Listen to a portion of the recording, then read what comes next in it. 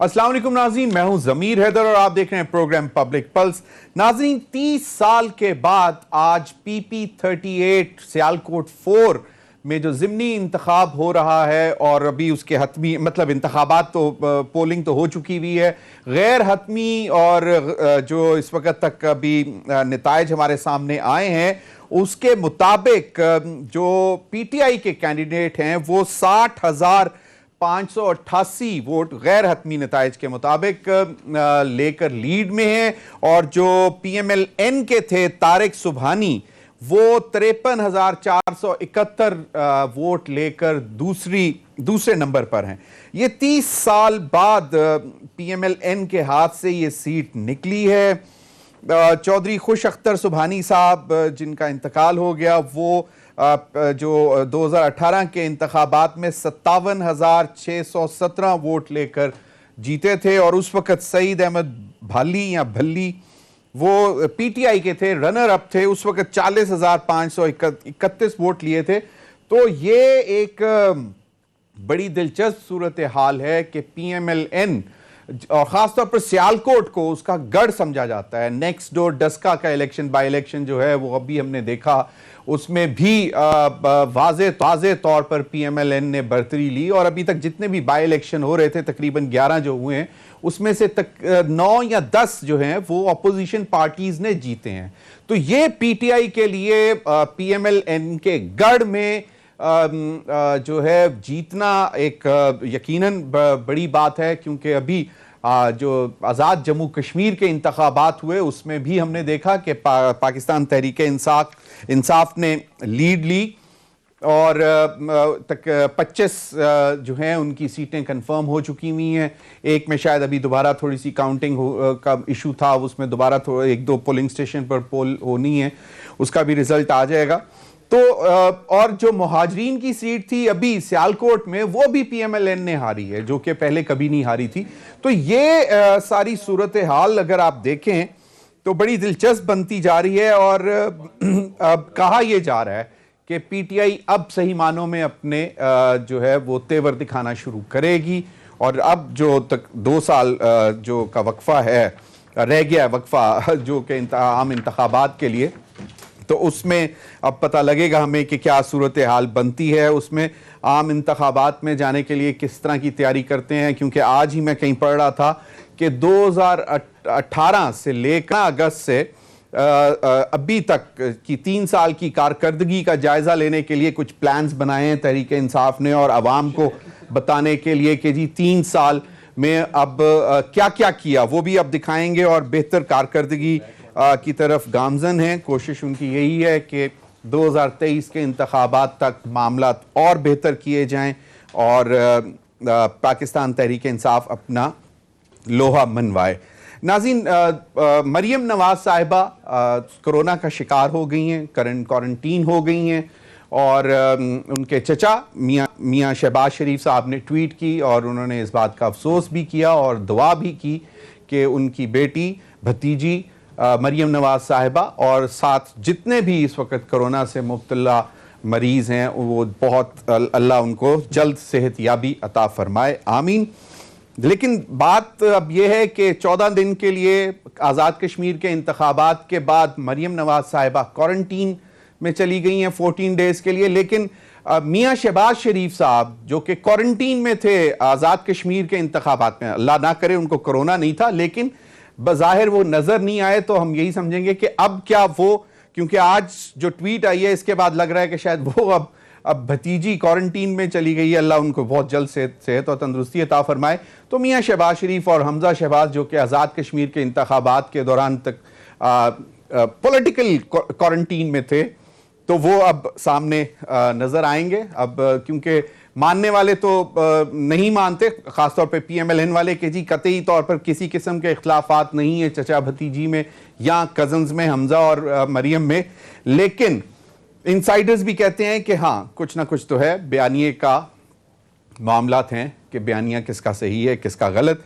और नाज़रीन, दूसरा नज़ीर चौहान साहब जो कि MPA थे PTI के, उनकी कल ज़मानत हुई, आज फिर अरेस्ट हो गए और इस पर बैरिस्टर शहजाद अकबर साहब के हवाले से बड़े से सवाल उठाए जा रहे हैं کہ وہ جان بوجھ کر شاید پی ٹی آئی کو نقصان پہنچا رہے ہیں، اور کیونکہ وہ پہلے ہی جہانگیر ترین گروپ کے ہیں نذیر چوہان صاحب، تو 2 اگست کو جو اجلاس ہونے جا رہا ہے جہانگیر ترین گروپ کا، ابھی تک اناؤنسمنٹ یہی ہے کہ شاید وہ وہاں پہ ہونا ہے نتھیا گلی میں، تو اب وہ کیا زیادہ سخت رد عمل لے کر آئیں گے؟ کیونکہ پہلے ہی وہ بہت ناراض تھے نذیر چوہان صاحب کی باتیں اگر آپ کو یاد ہو، جب یہ ایک گروپ بن گیا ہوا تھا جہانگیر ترین والا، اور اس وقت بھی بیرسٹر شہزاد اکبر صاحب کے حوالے سے اسی گروپ سے بہت سے تحفظات اٹھائے جا رہے تھے جہانگیر ترین صاحب کے حوالے سے، کہ ان کے خلاف جو کیسز بن رہے تھے، جو ایف آئی اے میں پیشیاں ہو رہی تھیں، اس حوالے سے اس پر بھی بات کریں گے۔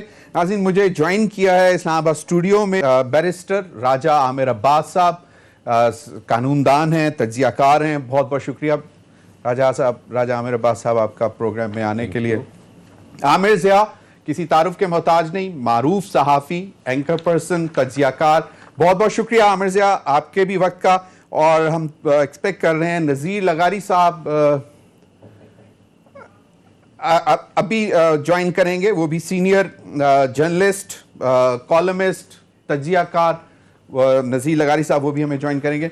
ناظرین، اس سے پہلے کہ میں اپنے پینلسٹ سے گفتگو کروں، ایک ایکسکلوسیو انفارمیشن، بڑی دلچسپ سی ایک میرے پاس سٹوری ہے، وہ بریفلی میں آپ کے ساتھ شیئر کرنا چاہتا ہوں۔ ایف آئی اے کے اندر فیورٹزم کی ایک سٹوری میرے پاس آئی ہے کہ کہا یہ جاتا ہے کہ جو موجودہ ڈی جی ایف آئی اے ہیں وہ یقیناً بہت ہی آنیسٹ اور بہت ہی زبردست آفیسر ہیں ڈی جی صاحب، اور لیکن شاید ان کے علم میں نہیں ہے۔ تو یہ میں نے آج ایف آئی اے سے بھی کنفرم کرنے کی کوشش کی، لیکن وہاں سے مجھے ان کو جواب جو آیا ان کو کہ جی ہمیں نہیں معلوم کہ یہ فیورٹزم ہے کہ نہیں ہے۔ اعجاز احمد خان صاحب، جو کہ اب بھی کچھ عرصہ پہلے اسسٹنٹ ڈائریکٹر تھے اور وہ پروموٹ ہوئے، اور وہ کارپوریٹ کرائم سرکل اسلام آباد زون میں اسسٹنٹ ڈائریکٹر تھے، ابھی ڈپٹی ڈائریکٹر ہوئے۔ 21 لوگ جو پروموٹ ہوئے ان کی پوسٹنگز ہوئیں، ان کے پوسٹنگز، اور اسپیشلی اس دفعہ اس بات کا خیال کیا گیا کہ جو بہت عرصے سے کسی ایک جگہ پہ ہے تو شفل ہوئے، ری شفلنگ ہوئی، لیکن اعجاز احمد خان صاحب جو کہ ڈپٹی ڈائریکٹر ایف آئی اے ہیں اور کارپوریٹ جو ہے کرائم سرکل میں ہیں، ان کو وہیں پہ رکھا گیا۔ مبینہ طور پر کہا جاتا ہے کہ یہ جو ہے ایک وقار چوہان صاحب پر، مبینہ طور پر، اس بات کی مجھے کنفرم نہیں معلوم، کہ وقار چوہان صاحب جو ڈائریکٹر ہیں اسلام آباد زون کے، ان کے فیوریٹ ہیں۔ اب یہ ان صاحب کے متعلق میں بات اس لیے کر رہا ہوں کہ 2013 میں بھی ان کے خلاف ایک انکوائری کھلی تھی، اور اس میں یہ ان کے ذمے لگا تھا کہ انہوں نے تقریباً 12 لوگوں کو جو بعد میں ڈپورٹ ہوئے غلط کاغذات پر، اس وقت یہ امیگریشن میں تھے، اور ان کو باہر بھیجا گیا، جس کی وجہ سے پاکستان کی بدنامی ہوئی۔ اور اس میں یہ ایک لیٹر جو کہ اس وقت کے صابر احمد صاحب ڈائریکٹر ٹو منسٹر تھے، جو کہ 12/11/2013 کا یہ ایک لیٹر لکھا گیا ڈی جی ایف آئی اے کے سٹاف آفیسر کو کہ جناب یہ اس طرح شکایت موصول ہوئی ہے مسٹر اعجاز احمد خان صاحب کے حوالے سے، اور کہا یہ جاتا ہے کہ اس میں لکھا ہوا ہے further stated that said inspector، اس وقت یہ انسپیکٹر تھے ایف آئی اے میں، is most corrupt and did corruption in billions and was right hand of Rehman Malik and Sajjad Haider ex director F I A. اب یہ مبینہ طور پر اس وقت ان کے خلاف انکوائری بھی ہوئی۔ اس کے بعد 2019 میں جب یہ اسسٹنٹ ڈائریکٹر تھے اور تھے اس وقت اینٹی ہیومن ٹریفکنگ سرکل میں، اور اس وقت ان کے خلاف انکوائری ہوئی، انہوں نے چھٹی لی، ایکس پاکستان لیو، لیکن یہ وقت پر واپس نہیں آئے۔ تو اس وقت جو ڈائریکٹر ایف آئی اے تھے محمد وصال فخر سلطان صاحب، انہوں نے یہ واضح طور پر لکھا کہ جناب یہ بریچ کر رہے ہیں کوڈ کی، جو کہ گورنمنٹ سرونٹس کوڈ ہے، اور یہ ان کی سروسز جو ہے وہ ہیڈ کوارٹر کو ہم واپس دینا چاہتے ہیں اسلام آباد زون سے نکال کر، کیونکہ یہ یہاں پر تقریباً پچھلے 10 سال سے موجود ہیں۔ اس میں لکھا ہے کہ he is posted in this zone for the last over 10 years and does not carry good reputation۔ یہ اعجاز احمد صاحب جن کو 21 افسروں کو جو ڈپٹی ڈائریکٹر پروموٹ ہوئے ان کو شفل کیا گیا، مختلف جگہوں پہ بھیجا گیا، لیکن اعجاز احمد خان صاحب کو نہیں چھیڑا گیا۔ اور اس میں پھر بعد میں یہ لکھا ہے کہ ان کے خلاف فردر مور 2 انکوائریز چل رہی تھیں اور جب ان کی ڈیٹیلز ڈھونڈنے کی کوشش کی تو پتہ یہ چلا کہ انہوں نے اپنے اثر و رسوخ سے وہ فائلز غائب کر دیں اور اس میں پھر انہوں نے لکھا ہوا ہے کہ جناب most probably with the connivance of office staff to save delinquent officials from criminal departmental proceedings کہ مطلب وہ جو فائلز ہیں وہ ہیومن ٹریفکنگ کے کیس کی اور فیسیلیٹیشن ان انلیگل امیگریشن کی 2 انکوائریز تھیں موصوف اعجاز احمد خان صاحب کے حوالے سے اور وہ فائلز بھی غائب ہو گئی ہیں. تو اب یہ 2019 میں ایک درخواست کی گئی کہ جناب معذرت سے ان کو آپ ہمارے جان چھڑائیں. تو ہم نے جاننے کی کوشش کی کہ کیا وجہ ہے کہ 21 افسروں میں سے صرف یہ ایک واحد افسر ہیں اعجاز احمد خان صاحب جن کو نہیں چھیڑا گیا, یہ وہیں پر ہیں. تو یقیناً اثر و رسوخ رکھتے ہیں اور ہم چاہیں گے کہ اس پہ ہمیں ایف آئی اے جواب بھی دے. تو ناظرین اپنے ٹاپک کی طرف چلتے ہیں. میرے پاس لیڈ سیالکوٹ جیت رہے لیڈ, اس کے ساتھ اگر آپ یہ بھی کر دیں وہ حمداللہ سے ملاقات لندن کی, اچھا یہ اس کا نتیجہ وزیر اعظم صاحب کی, وہ وزیر اعظم صاحب کا وہ ڈان لیکس کے بعد اب لندن لیکس کی جو باتیں ہو رہی ہیں اس کے بعد اس حمداللہ کیا جو انٹرویو آ گیا, تو یہ وہ چیزیں ہیں کہ جس کو انہیں پہلے بھی جب انہوں نے بات کی تھی نام لے کے اداروں کے بارے میں تو لوگوں نے اس کو سراہا نہیں تھا, خاص کر پنجاب کی عوام نے, سیالکوٹ کی عوام نے, جو کہ ایک بارڈر سٹی ہے. ایک بارڈر سٹی میں اگر آپ دشمن کے جو ہمارے ہیں, چاہے وہ انڈیا ہو, چاہے وہ افغانستان ہو, چاہے این ڈی اے ہو, چاہے رو کے ہوں, اگر ان کا بیانیہ یا ان سے ملاقاتیں یا ان کے ساتھ میٹنگز کریں گے تو عوام یقینی طور پہ آپ کو اس چیز کا ایک ریئیکشن دیں گے. اور جب آپ کو یہ ریئیکشن نظر کس صورت میں آئے گا, یہ نظر آئے گا اسی ووٹ کی کاؤنٹنگ میں, بیلٹ کی کاؤنٹنگ میں. اور آپ نے دیکھا کہ جناب جب اگر آپ ایک طرف کشمیر کے حالیہ ریزلٹس دیکھ لیں, اس کے بعد یہ دیکھ لیں تو دس شوز کہ پاکستانی عوام کو تھوڑا سا اس بات پہ شعور بے شک بہت زیادہ ہے کہ ملک دشمن اگر کوئی بات ہوتی ہے یا بیانیہ ہوتا ہے تو پھر وہ ریئیکٹ کرتے ہیں, وچ از ان دی لانگر رن جو پی ایم ایل این ہے اس کے جو آنے والے آئندہ کے الیکشن ہیں 2023 کے, اس پہ کافی افیکٹ ہمیں نظر آئے گا کہ اگر یہی چیز مریم بی بی یا نواز شریف لے کے چلتے رہے. ابھی آپ نے کہا کہ جی ان کا پولیٹیکلی وہ شہباز شریف صاحب کوارنٹائن میں تھے, تو وہ کوارنٹائن کی بھی یہی وجہ تھی کہ وہ ذاتی طور پہ غالباً اس بیانیے کو سپورٹ نہیں کرتے, اور یہی وہ بیانیہ ہے کہ جس کا نقصان پی ایم ایل این کو اور یہ پی پی 38 سیالکوٹ میں بھی نتیجہ یہی ہے. مطلب قوم اتنی شعور رکھ رہی ہے اور انٹرنیشنل میڈیا پہ جو چیزیں چلتی ہیں, سوشل میڈیا پہ جو چیزیں چلتی ہیں, اور خاص طور پر حمداللہ محب کے ساتھ ملاقات کے حوالے سے جس طرح کی باتیں چلی, تو قوم میں اتنا شعور ہے کہ وہ فوراً مانیٹر. بالکل سر, قوم میں شعور ہے, قوم کے اب پتہ ہے کہ ان کے بچوں کا مستقبل یہاں پہ ہے. جیسے میں نے کہا سیالکوٹ تو بارڈر سٹی ہے اور بارڈر سٹی والے تو بڑی نظر رکھتے ہیں اپنے دشمنوں پہ. یہ وہ وجہ ہے کہ جو ان کے پولیٹیکل اس کو دھچکا لگا. نذیر لغاری صاحب آپ کو کیا ریزن نظر آتی ہے؟ راجہ عامر عباس صاحب کا ہے کہ جو نیریٹو ہے پی ایم ایل این کی لیڈرشپ کا, خاص طور پر میاں نواز شریف اور مریم نواز صاحبہ کا, جو کہ اب کرونا سے بیمار ہو گئی ہیں, اللہ ان کو بہت جلد صحت یابی عطا فرمائے, آمین. تو یہ وجہ یہی ہے کیونکہ اب کہہ رہے ہیں کہ تقریباً اناؤنس ہو گیا ہے کہ جیت گئے ہیں پی ٹی آئی کے جو تھے کینڈیڈیٹ. ایک تو یہ کہ وہ میں تو راجہ صاحب کو سن نہیں سکا ہوں, پتہ نہیں کوئی آپ کا ٹیکنیکل ایرر ہے.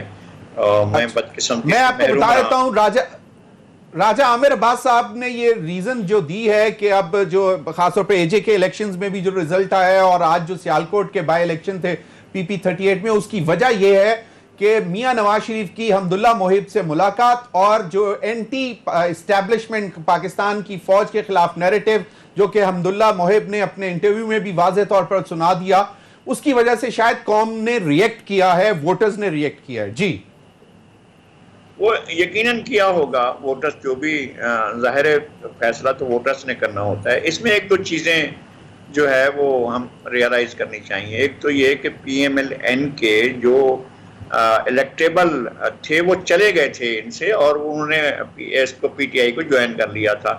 تو ایک تو مسئلہ یہ تھا, ان کے پاس تو کینڈیڈیٹ ہی نہیں رہے تھے, اور انہوں نے جو جیتا ہے, جو جنرل جائزہ لیا جا رہا تھا, میں نے بہت سے ان لوگوں سے بات کی جو بہت اس الیکشن کو بہت बारीक बीनी से देख रहे थे जी। तो वो इतनी सीटें नहीं दे रहे थे PMLN को जितनी सीटें इन्हें मिली हैं। मैंने बहुत से लोगों से बात की, मैंने बाग में लोगों से बात की, रावलाकोट में लोगों से बात की, कोटली में लोगों से बात की, मीरपुर में लोगों से बात की, मुजफ्फराबाद में लोगों से बात की, चकार में लोगों से बात की, चकोठी में लोगों से बात की, चनारी में लोगों से बात की, अठमुकाम में लोगों से बात की, केरन में लोगों से बात की।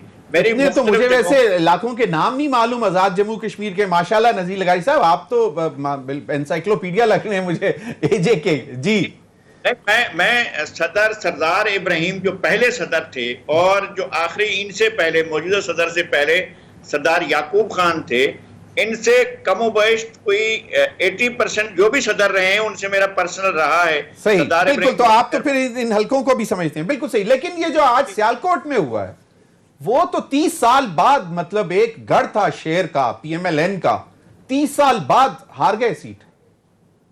हाँ, उस हार में एक वो भी है, बारिश ने भी अपना किरदार अदा किया है।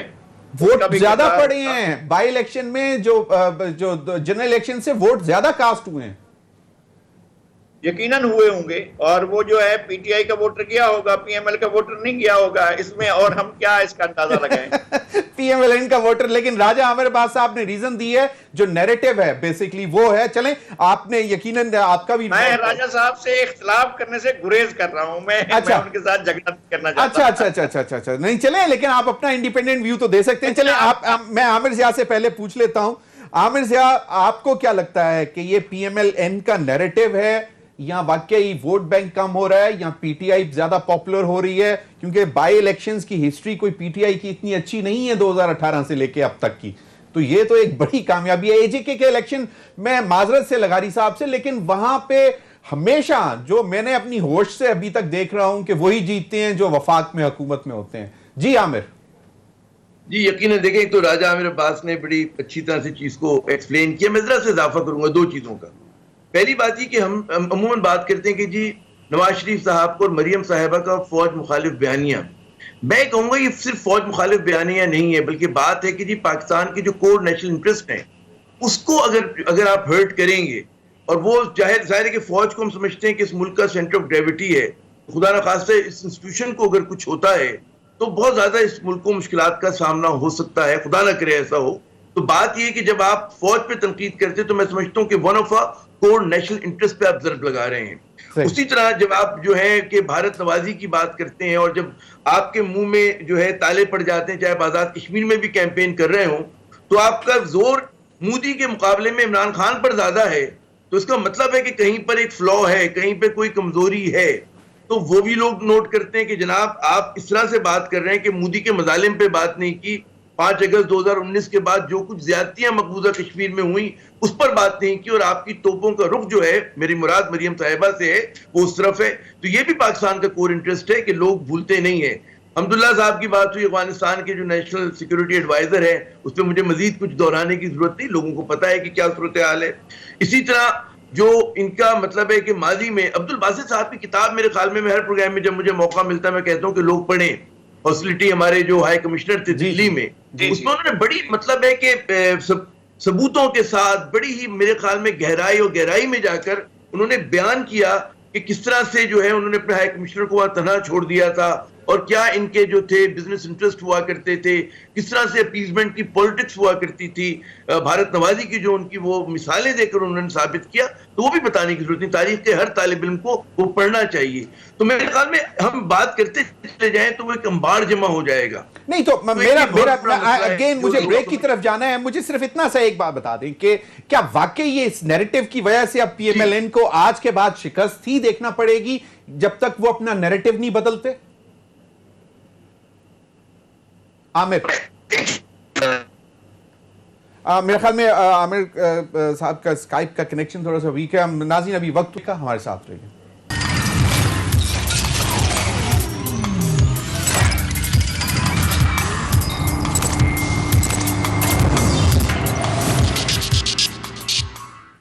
वेलकम बैक नाज़रीन।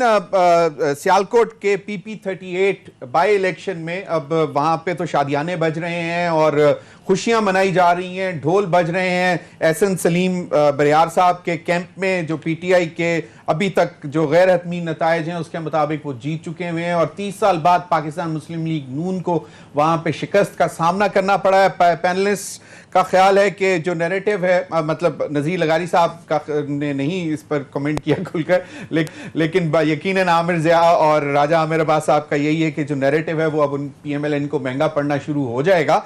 लेकिन अगर मैं चाहूँगा अगर इस पर मज़ीद कोई कमेंट करना चाहें तो करेगा। लेकिन ज़रा थोड़ा सा सिंध की तरफ चलते हैं क्योंकि आज नोटिफिकेशन भी हो गया। प्राइम मिनिस्टर साहब ने अपॉइंट कर लिया है डॉक्टर अरबाब गुलाम रहीम साहब को as special assistant to the prime minister on Sindh affairs. और हमारी इतलात ये हैं कि अब सिंध के अंदर जो है वो हलचल मचना शुरू हो गई है और PTI अब अगला, क्योंकि अब अगले दिन हम ये भी देख रहे थे कि प्राइम मिनिस्टर का शेड्यूल भी आ रहा है सिंध के हवाले से विजिट का। और शाह महमूद कुरैशी साहब ने जो बात की है वो भी आप सुन लें। सिंध की आवाम को उन्होंने खिताब करते हुए क्या कहा वो लें प्लीज। जी राजा आमिर अब्बास साहब। देखिए, अगर आप देखिए, ये पहले फवाद चौधरी साहब ने आज से कुछ दिन पहले यही बात की कि हम अब सिंध के रिजल्ट्स कुछ और होंगे। शाह महमूद कुरैशी साहब जिनका बड़ा होल्ड है सिंध के इलाके में, जिनके बड़े वहाँ मुरीद हैं और जो सिंध से इलेक्शन भी गालिबन लड़े थे, तो वो सिंध की जो रूरल पॉलिटिक्स है उसको समझते हैं और उन्होंने बड़ा अच्छा तज्जिया किया कि वो एक ऑल्टरनेट, और उन्होंने कहा सूटेबल और रीज़नेबल ऑल्टरनेट चाहिए। अब रीज़नेबल ऑल्टरनेट के लिए ऑब्वियसली आप इलेक्शन वाले दिन जाके 5 नाम आ जाएं तो आप उनको नॉमिनेट किसी एक को कर दें, नहीं होगा। ग्राउंड और स्पेड वर्क के लिए ये अरबाब रहीम साहब को उन्होंने ये असाइनमेंट दी है। It's a purely political assignment कि जनाब आप पार्टी अफेयर्स को देखिए, आप वहाँ पे PTI के लिए कैंडिडेचर ढूंढिए और अगले इलेक्शंस को ज़हन में रखते हुए, क्योंकि बात ये है कि रूरल सिंध का जो मसला है वो बेशक भुट्टो के वोट हैं, लेकिन उसके साथ साथ वो गुर्बत, वो पसमानगी, वो वहाँ पे इंफ्रास्ट्रक्चर का ना होना, वो लूट मार, वो डाकुओं का राज उस एरिया में, इन तमाम चीज़ों को काउंटर करने के लिए PTI ने बड़े टाइमली अब अगले इलेक्शंस की तैयारी की तरफ एक सिलसिला शुरू किया है। और लगता ऐसे है कि अगर ये अपना होमवर्क प्रॉपरली करें तो ये एक तमाम पॉलिटिकल पार्टीज का राइट होता है कि वो कहीं भी अपने आइंदा के इलेक्शंस के लिए ग्राउंड वर्क तैयार कर रहे हैं, और उस सिलसिले की ये कड़ी है। और शाह महमूद कुरैशी, अरबाब रहीम और उसमें और सोमरो साहब हैं और चंद नाम हैं, अगर इनको वाकई ही इनको ये असाइनमेंट दी गई तो हमें यकीनी तौर पे लगेगा कि सिंध में भी रिजल्ट्स डिफरेंट आएंगे पुराने इलेक्शन से, और 2023 में मुमकिना तौर पे अब पीपल्स पार्टी को शायद उस लेवल की वो जो पार्टी के साथ भी तो अब पास भी तो उतना ही टाइम है ना, 2 साल में वो पीपल्स पार्टी के तो हुकूमत रही है ना सर। पीपल्स पार्टी तो पिछले 10 साल से 13 साल हो गए अब तकरीबन कर रही है, तो पीपल्स पार्टी की इसी चीज को आवाम ने अब कंपैरिजन करना है। लेकिन इनको जो PTI है इसको सिंध में रूरल और अर्बन, क्योंकि कराची में थोड़ी सी मायूसी लोगों को नजर आई, और हमने हालिया बाई इलेक्शंस में देखा कि PTI का ग्राफ नीचे आया, 6 नंबर पे चले गए, वो वावड़ा साहब की सीट जो खाली हुई थी। तो इन्हें पैरेलल अर्बन सिंध और रूरल सिंध में काम करने की बेतहाशा जरूरत है। बिल्कुल। नज़ीर लगारी साहब, योर टेक ऑन इट, क्योंकि माशाल्लाह सिंध की पॉलिटिक्स को आपसे बेहतर कौन समझता होगा। पीपल्स पार्टी भी तो ये सारी चीजें देख रही है। अगर आए रोज उनके ऊपर ये इस किस्म के सवालात उठाए जाएंगे कि वो रूरल सिंध के लिए कुछ नहीं कर सके, तो फिर पीपल्स पार्टी ये भी तो देखेगी कि जो वसीम अकरम प्लस थे इनके पंजाब में, उस्मान बुज़दार साहब, तो उन्होंने क्या वहां पे कोई झंडे गाड़ दिए, तो वो कंपैरिजन तो करेंगे KP में क्या झंडे गाड़ दिए। तो ये सारी चीजें तो वो लोग फिर वो भी तो देखेंगे, सामने रखेंगे। इस सवाल पर तो बहुत शुक्रिया, इसलिए कि मैं कम से कम कुछ इलाके ऐसे हैं जिनके बारे में दावे से कह सकता हूं कि मैं इन मामलात में मुफ्ती हूं। तो जो सिंध के कराची तो मेरा घर है, और बाकी जो सिंध के दीगर इलाके हैं उनके बारे में एक हल्के के बारे में मेरा कोई ना कोई तज्जिया भी होता है, कोई ना कोई होमवर्क भी होता है। सही। ارباب غلام رحیم صاحب ایک تو میرے پرسنل بہت مہربان دوست ہیں، اور چونکہ میں اس وقت آن اسکرین ہوں، لوگ بھی دیکھ رہے ہیں، اور بعض لوگ مجھ سے اس بات پر ناراض بھی ہوئے کہ یار تم ان کو دوست کیوں کہتے ہو. بہت سے لوگ ہیں جو اس طرح سے بھی کہتے ہیں. ایک دوست بہت ہو گئے اور اس غم میں مجھ سے کبھی بات نہیں کی، ایک عرصے تک نہیں بات کی کہ تم نے ان کو دوست کہا. میں اپنا لیاقت جتوئی سے اور علی محمد جو وہ ہیں گوہر خان جو وہاں کے ہیں اپنا گھوٹکی کے جو مہر ہیں، جی اور مہر، ان سے اور مرتضی جتوئی سے اور ان کے علاوہ نادر اکمل لغاری سے میں کوئی بڑا طاقتور سیاستدان نہیں سمجھتا ہوں ارباب غلام رحیم کو. نادر اکمل لغاری پریزیڈنٹ تھے اور وہ پارٹی کو چھوڑ کر اگر پیپلز پارٹی میں شامل ہوئے. لیاقت جتوئی آج تک جو ہے وہ روتے پھر رہے ہیں کہ میری غلطی ہے زندگی کی، میں ان کے ساتھ چلا گیا تھا پی ٹی آئی کے ساتھ. وہ ابھی پچھلے الیکشن میں ساتھ آئے تھے ان سے اور الیکشن میں چلا تھا. اور دے کے ان کے پاس جو ہے وہ رہیں گے عباسی، اگر وہ بھی پیپلز پارٹی میں نہ چلے گئے، لاڑکانہ کے عباسی، اس لیے کہ ان کے رابطے ادھر بھی ہیں اور ادھر بھی ہیں. لاڑکانہ والے یا بلاول ہاؤس والے ان کو اس وجہ سے نہیں عباسیوں کو ڈسٹینس کر رہے ہیں کہ انہیں صفدر سے یا معظم سے یا معظم کے والد سے کوئی جھگڑا تھا منور عباسی سے. ایسی بات نہیں، وہ ناہید خان کی وجہ سے جو ہے بالکل صحیح اس فیملی کو قبول کرنے کو تیار نہیں ہے، ناہید خان کی وجہ سے. کیونکہ ناہید خان کی بہت سی چیزوں سے بہت لوگ واقف ہو چکے ہیں کہ وہ کس طرح کا گیم کرتی رہی اور پارٹی کو کیا نقصان پہنچائے، وہ ساری باتیں ہوتی ہیں. صحیح. شاہ محمود قریشی صاحب خود آئے یہاں پر، بسم اللہ کر کے انہوں نے الیکشن میں حصہ لیا اور انہوں نے کچھ نہیں کیا، بلکہ انہوں نے الیکشن لڑائے اس میں بھی ان کی کوئی پوزیشن نہیں ہوئی. مریدوں کا زمانہ چلا گیا، مریدوں کا زمانہ ہمارے سرائے نہیں. لیکن نذیر لغاری صاحب، میرا سوال یہ تھا کہ کیا پیپلز پارٹی کے اوپر سوالات اٹھائے جائیں گے کہ انہوں نے کچھ ڈیلیور نہیں کیا؟ یقیناً یہ پاور سینٹرز تو ہیں جن کے آپ نام لے رہے ہیں، لیکن میں عوام کی بات کر رہا ہوں. میرا خیال ہے کہ سندھ نے ہیلتھ سیکٹر میں جو ڈیلیور کیا ہے پورے پاکستان میں کسی نے بھی اتنا ڈیلیور نہیں کیا.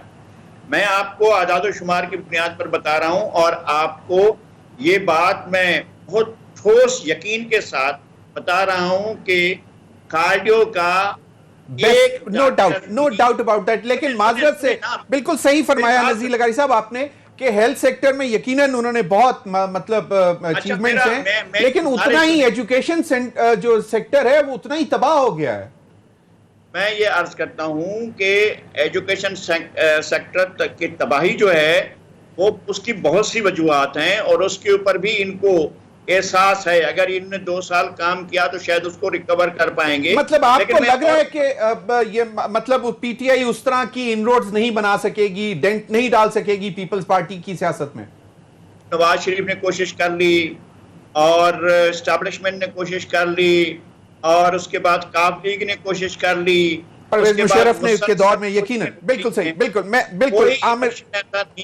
بالکل میں عامر ضیاء کی طرف ذرا جانا چاہوں گا. عامر، ارباب غلام رحیم صاحب آ گئے ہیں، ان کو لے لیا گیا ہے اور کچھ لوگوں کا خیال ہے کہ شاید کچھ تھوڑا سا وہ ہلچل مچا سکیں گے.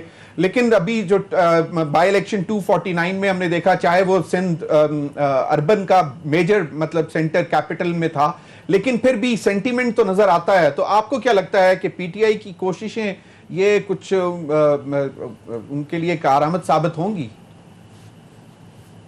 جیسے بھی نذیر لغاری صاحب نے بڑی تفصیل سے بتایا کہ جو وہاں کے سرکردہ خاندان ہیں ان کا کیا بڑا کردار ہوتا ہے کسی پارٹی کو جتوانے میں یا ہروانے میں.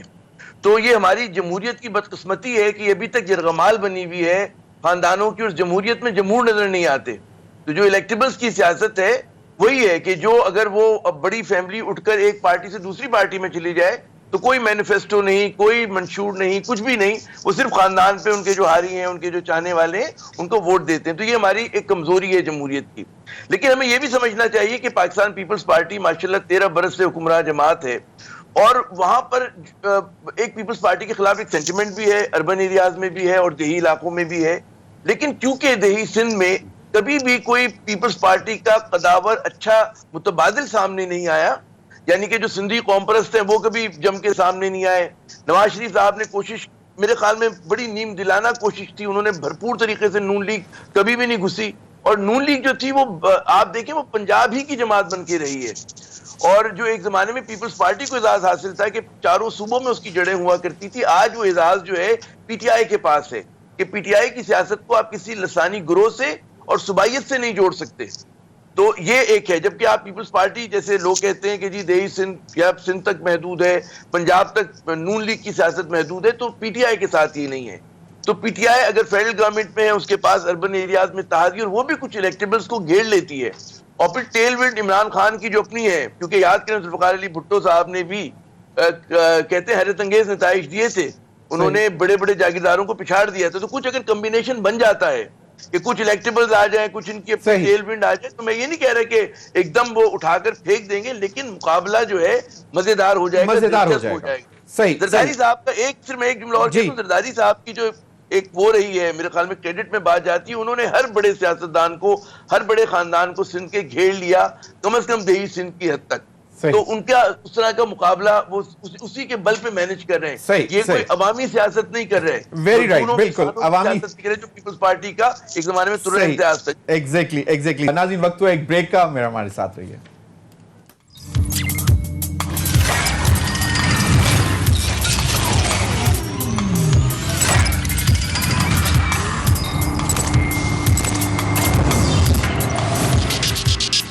ویلکم بیک ناظرین.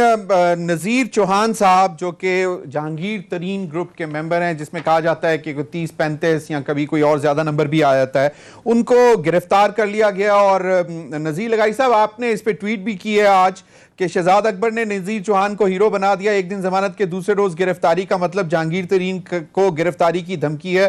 چلو بھائی اب نیا تماشا دیکھو. کیا تماشا دیکھ رہے ہیں اس میں؟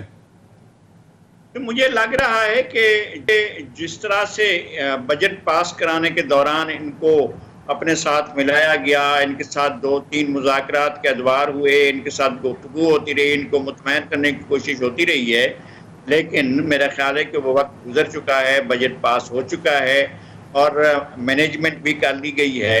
اب جہانگیر ترین صاحب کو زیادہ کھل کھیلنے کا اور آگے بڑھنے کا موقع نہیں دیا جائے گا, اور ان کو یہ موقع بھی نہیں ملے گا کہ وہ چونکہ نواز شریف نے خود ڈسٹینس کیا ہے.